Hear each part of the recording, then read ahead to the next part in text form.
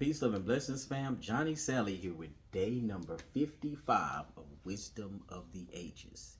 5 more days left in this 60-day read through. So I'm trying to see how I'm going to go about this next stage. I'm feeling like I should continue reading from different books based on spirituality to expand the mindset of those who tap into my page.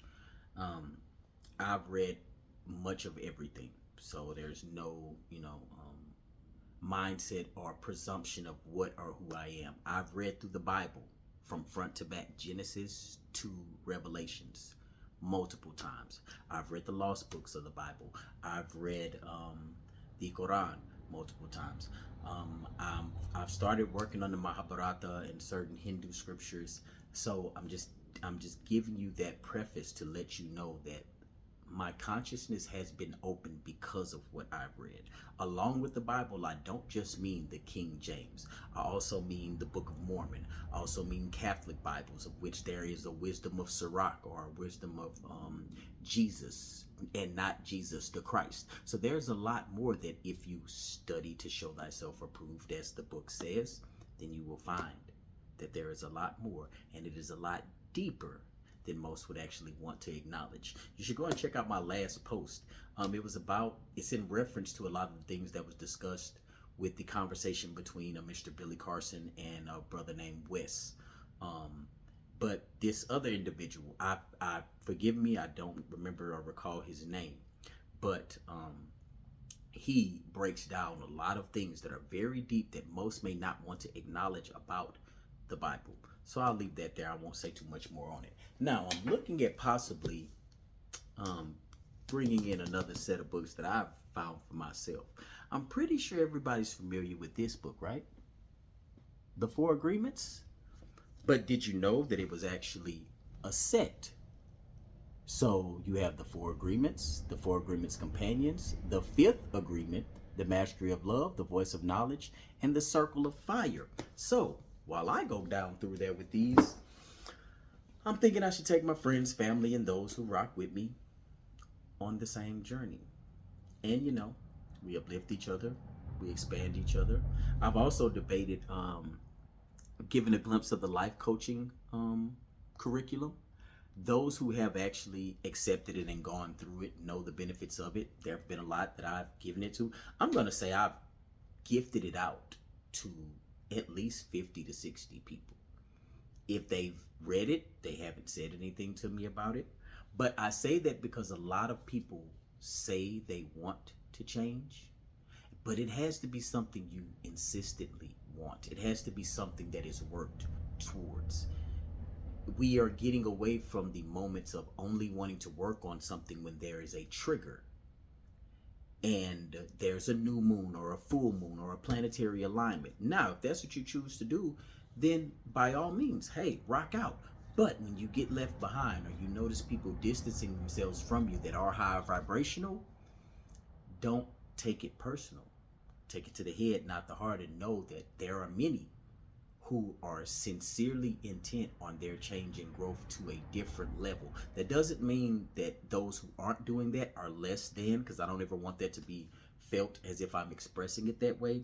It's just that, people prioritize different things. And for some, their spirituality is a major priority because we want to get out of here. We don't want to keep coming back here playing this game. One would say the only way to escape the matrix is to either dismantle the matrix or reprogram the matrix. Because other than that, if you use another way of escaping the matrix, you're going to bring yourself right back in under more dire circumstances. But let's get to day 55. Appreciation. On Being a Woman. A poem by Dorothy Parker. Why is it when I am in Rome, I'd give an eye to be at home? But when on native earth I be, my soul is sick for Italy. And why with you, my love, my lord, am I spectacularly bored? Yet do you up and leave me, then I scream to have you back again. American writer of short stories, verses, and criticism. Dorothy Parker was noted for her caustic wit. This poem, in the witty and clever style that was the hallmark of Dorothy Parker's writings, reflects on a common neurotic trait that most of us are familiar with, some probably more than others. She puzzles poetically about our peculiar tendency to want what we don't have until we have it and then not want it. Y'all just talked about that the other night on TikTok. One of the great mysteries of humanity. Why is it that we so often don't enjoy our moments and persistently neglect the here in favor of there? Dorothy Parker titles this On Being a Woman, but based on my own observation of my fellow males, including myself, I would retitle this two-stanza poem On Being a Person. So many of us suffer from this malady of not being fully immersed in the present, yet the present is the only place we can fully immerse ourselves. Why do we use up the present moments of our lives, the very precious currency of life, consumed with a longing to be someplace else? Why do we use up our present moments in feeling guilty about the past or apprehensive about the future, or in anticipating being anywhere but here, as Dorothy Parker so aptly points out in this short poem? My answer to those questions is that we do so because we are living our lives with an attitude of depreciation rather than appreciation. And the way we resolve this dilemma is so simple that it eludes almost everyone. That is, live your life in a state of appreciation rather than depreciation. It is nothing more than making a decision to become aware of how you are using up the present moments in the very private inner world of your thoughts. When you find yourself in Rome and you are thinking about being at home, or vice versa, give yourself a nudge and make a choice to stop depreciating Rome and instead make the effort to appreciate. This is a kind of self-talk that will rescue you from the trap of never being fully here in the present moment. One of the traits I have observed in highly functioning people is their uncanny ability to shut out the past and the future as well. Yo, when you do that, people around you start getting real apprehensive about dealing with you, because it's not that you forget, but if it doesn't hold importance and space into the present moment right now, let's say for instance an old argument or some drama from the past, people will bring it up and you be like, bro, I don't even want to talk about that, because all it's going to lead to is confusion, because I would literally have to put myself back into a lower vibrational state from which I came, usually years back, in order to try to recall an issue that apparently you still haven't healed from. Continuing on. When you are in their presence, they look at you directly in the eye and you know you have their full attention. Worry is not a part of their life experience. One of those people explained it to me this way. First, it makes no sense to worry about the things you have no control over, because if you have no control over them, it makes no sense to worry about them. Second, it makes no sense to worry about the things you do have control over, because if you have control over them, it makes no sense to worry about them. And there goes everything it is possible to worry about. I feel this message is important enough to repeat it again and again to ourselves. So let's repeat it. First, it makes no sense to worry about the things you don't have control over, because if you don't have control over them, it makes no sense to worry about them. If you don't have control over them, you can't change them. And it makes no sense to worry about the things that you do have control over, because if you do have control over them, it makes no sense to worry, because you can change whatever it is at any moment in time. Thus, if I'm in Rome, I have absolutely no control over home. So I have the choice to not depreciate Rome and appreciate home when Rome is where I am. Similarly, when I am with anyone and bored, it is because I have made the deliberate choice to depreciate who I am with and to only appreciate that which is not here. Yo, just being real. For those of you catching this, don't take it personal. If you're with somebody and you're communicating with them or spending time with them, would it be a form of depreciation to be avidly staring and lost in your phone? Now, I can understand if you having a conversation, you taking some notes, you putting something in your calendar or something, but it's times that I will be in the presence of people and we will be having a deep conversation and they will be locked into their phone, looking at TikTok or Instagram. And I'm thinking to myself, like, how is this not almost disrespectful? Because you're definitely not giving me your full attention. I've also been on the phone with people and got off the phone with people because while we're having a conversation, all you hear is, yeah, and you can sit like what you preoccupied. Oh, well, I was looking at something on TikTok or Facebook. No, I'm not gonna act as if I'm not separate in that, because there have been times where I've been on the phone with a friend and we've reached a point to where we're absorbing whatever was discussed, and I'll pick up my phone, and that doesn't necessarily give an excuse or a reason. But if you're in an avid conversation with somebody and you're trying to watch a TV show at the same time, unless y'all just have that commonplace respectability of each other, just sitting on the phone and rocking for hours, it's time to reobserve and reevaluate ourselves. Now, thus, when the boring one leaves, I still maintain the same neurotic thought process. And I'm going to go back and read the previous part just in case it's been lost. Similarly, when I'm with anyone and bored, it is because I have made the deliberate choice to depreciate who I am with and to only appreciate that which is not here. Thus, when the boring one leaves, I still maintain the same neurotic thought process. I appreciate what is not here and depreciate my aloneness, which is what constitutes the present. By learning to practice appreciating what is here and to depreciate nothing, the dilemma that the witty author presents in her poetry disappears. And it quite simply is a matter of making a conscious decision in the moment, as with every and anything. Often, I find myself falling into the trap that Dorothy Parker presents here when I am in solitude for the exclusive purpose of writing. Away from the noise and constant interruptions of a large family, I find myself wanting to be with them. Then, when I am home, I find myself longing for the privacy and solitude of my writing location. The way out of this for me is to become aware of what I am doing and how I am using my thoughts, and to bring myself immediately back to the present. And I will acknowledge, don't feel bad, because a lot of the times we're not even present of it now because we're taught to be distracted.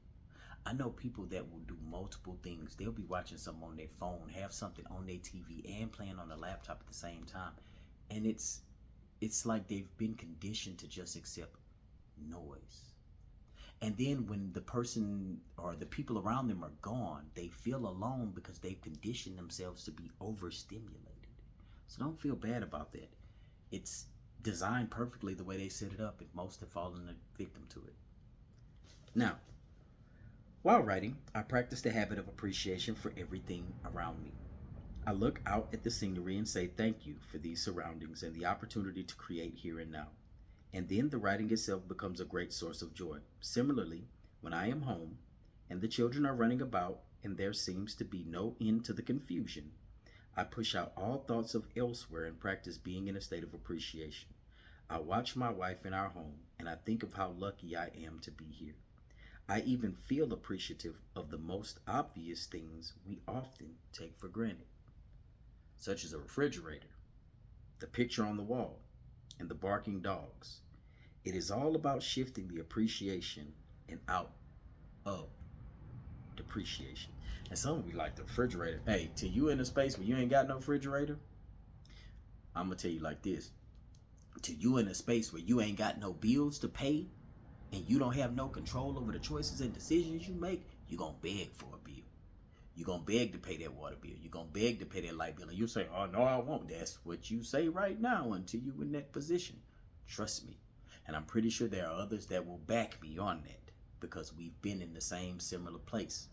Whether it be,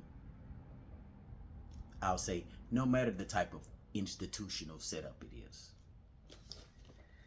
I recognize that Dorothy Parker was known most of her acerbic and biting wit. My bad.